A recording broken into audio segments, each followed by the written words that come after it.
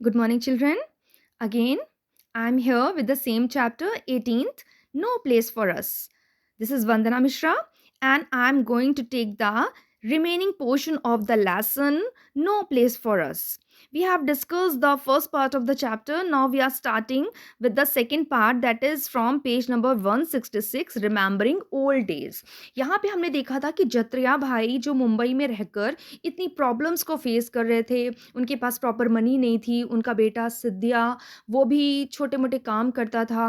अब जत्रिया भाई बैठकर अपने ओल्ड डेज़ को रिमेंबर कर रहे हैं, उसको या रिकॉल कर रहे हैं कि कैसे पुराने दिनों में जब वो अपने गाँव में थे, तो वो कितने खुश थे। तो वो पुराने दिन को ही वो डिस्कस कर रहा है यहाँ पर। जत्रिया वाज़ बोर्न इन खेदी विलेज। वो खेदी विलेज में पैदा हुए थे, in the middle of thick green jungles and hills. और ये जो खेदी गांव था, ये घने जंगलों के बीच में और पहाड़ियों के बीच था। बच्चों, जंगल, पहाड़ियाँ और ये सब जो ग्रीनरी होती है, ये कितनी अच्छी लगती है। यूँ भी आप जब अपने गाँव जाते हो तो कितनी फ्रेश एयर होती है, वहाँ पक्षियों की आवाज़, और अगर आप पास में कोई नदी या नहर है, तो उसके जो पानी के मूव करने का हल्का-हल्का जो साउंड होता है, कितना सूदिंग साउंड होता है।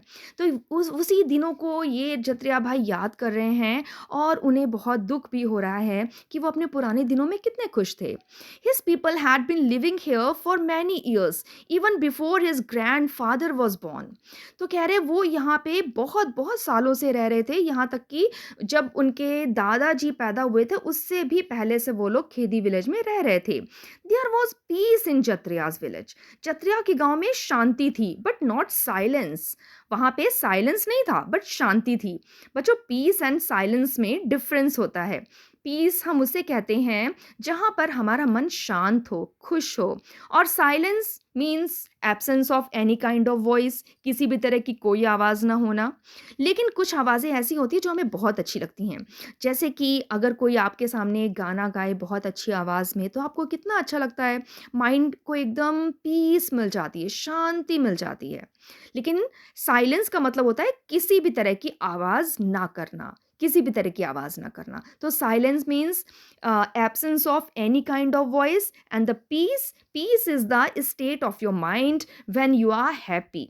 ये आपके मन की एक अवस्था है जब आप मन से खुश होते हैं, ठीक है? और आपका मन शांत होता है, उसमें कोई नेगेटिव थॉट नहीं होते, मतलब कोई चिंता नहीं होती, कोई दुःख नहीं होता। तो उस समय जो आपकी मन की अवस्था होती है, वो शांति की अवस्था या पीस की पोज़ीशन कहलाती है।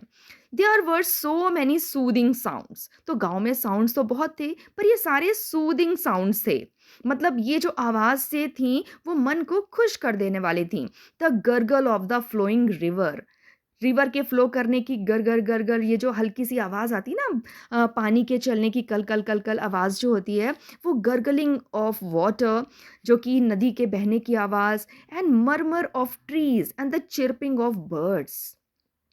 बच्चे, बर्ड्स जब चींची चींची की आवाज़ करती है तो कितना अच्छा लगता है, मन को खुशी होती है। एंड मरमरिंग ऑफ ट्रीज, जब पेड़ों की पत्तियां हिलती हैं तो उनके पत्तों के जो हिलने की आवाज़ होती है, सरसराहट, वो भी कितनी मन को खुशी देने वाली होती है। तो these are the soothing sounds. People did farming, यहाँ पर लोग खेती करते थे। They would go to the nearby forest chatting and singing together. लोग जंगलों में जाते थे, पास के जंगलों में आपस में बातें करते हुए, गाना गाते हुए। देखिए, जो गाँव में पुराने जो फ़ोक सॉन्ग्स होते थे, उनकी भी एक अलग मिठास होती थी। To collect the wild fruits, roots and dried wood. और ये जंगलों से क्या कलेक्ट करते थे? जंगली फल और कुछ roots and other dried wood, सूखी लकड़ियाँ कलेक्ट करते थे। सूखी लकड़ियाँ उनके चूल्हे में खाना बनाने के लिए होती थीं, और कुछ जो पेड़ों के फ्रूट्स होते थे, उनकी लीव्स होती थी, उनके स्टेम्स होते थे, ये एज़ अ मेडिसिन यूज़ होते थे। तो इन्हें उनके बारे में पता था, तो ये उन्हीं प्लांट के पार्ट्स को कलेक्ट करते थे और एज़ अ मेडिसिन मार्केट में सेल करते थे। While working with elders, children also learnt many things.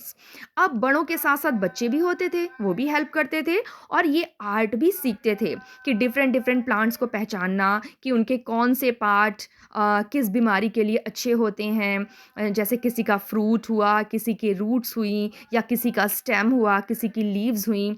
और साथ में बड़ों से गाना भी सीखते थे, to dance together, to play flute and dhol. और वो अपने बड़ों से बांसुरी बजाना और ढोल बजाना, ये जो ट्रेडिशनल जो इंस्ट्रूमेंट्स थे, म्यूजिकल इंस्ट्रूमेंट, उनको बजाना सीखते थे। To make pots of clay and bamboo, और वो बांस के और क्ले की चीज़ें बनाना और उनके बर्तन बनाना भी सीखते थे। To recognise birds and imitate their sounds, और वो तरह तरह के पक्षियों को पहचानते थे, उनकी आवाज़ों की नकल भी करते थे। People collected things from the forest for their use, और इस तरह से वो फॉरेस्ट से अपने यूज़ की चीज़ें कलेक्ट करते थे। Some of those they would sell in the town across the river, उनमें से कुछ वो जो रिवर के पार जो टाउन या छोटा सा शहर था वहाँ पे सेल कर देते थे, और बाकी चीज़ें अपनी लाइफ में यूज़ करते थे। With that money they would buy salt, oil, rice and some other clothes, और उस पैसे से वो अपने डेली यूज़ की चीज़ें जैसे नमक, ऑयल, राइस और कुछ कपड़े और जो भी उन्हें ज़रूरत होती थी वो खरीदते थे। It was a village but people here live together like a big family. ये छोटा सा गांव था, लेकिन लोग यहाँ बड़ी सी फैमिली के रूप में रहते थे।